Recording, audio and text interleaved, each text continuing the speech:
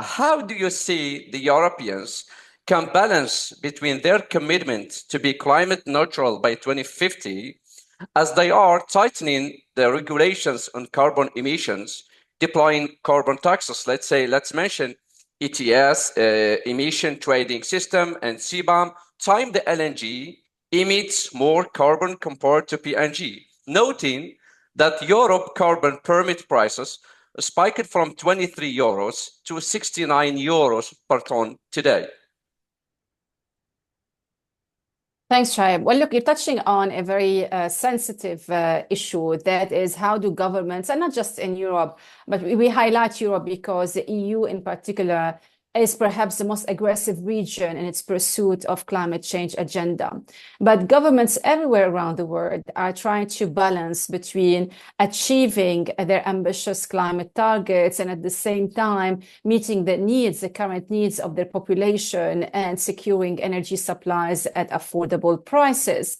So this is what people often see as contradictory, and we see governments, especially when they have a short-term mandate, because if you're talking about being elected for 4 or 5 years, for instance, it's very difficult to see you committing to targets you set for the next, let's say, 10, 20, let alone 30 years. So you can set very ambitious targets, but then the governments that comes after yours, then they may have to revisit those targets again. So this is a harsh reality that many politicians face. However, I would like to clarify one thing. The fact that the share of LNG increased significantly, as you indicated in your numbers, does not mean that the demand for gas in the EU is booming. We have to remember that for decades, the EU was getting most of its gas supplies in the form of pipeline and primarily from Russia.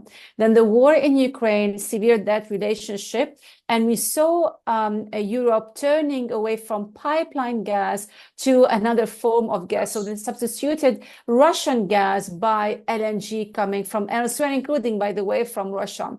So that explains the expansion in the demand for LNG, because if you look at gas demand in Europe, if you compare, for example, to the Asian market, the European market is more or less mature and actually has been barely growing. So the growth rates have been very modest compared, let's say, to a booming Asia. So in that respect, it's not that suddenly there is a big gap and there is a strong growth in demand that is going to be maintained for years to come when it comes to natural gas. There has been a shift in the supply and a gap created by the loss of supplies from Russia, by the loss of supplies of pipeline gas from Russia, and that gap was filled by LNG primarily and largely coming from the United States. And that said, so that explains the difference in the numbers, the growth rates in the demand or the imports of LNG.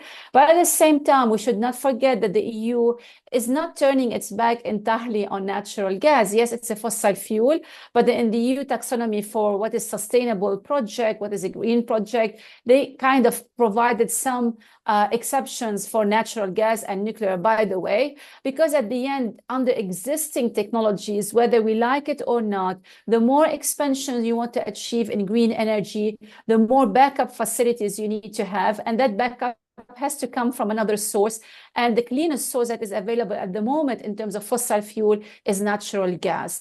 So I don't see the EU making like U-turns or shifting or sudden changes. It's relationship that has changed in terms of suppliers, but also a reality that the more they want to invest in green energy, the more backup they have to consider, and that backup can come from any other source, but the most suitable source at the moment would be natural gas, given its lower carbon intensity or carbon emissions versus coal and oil in power generation.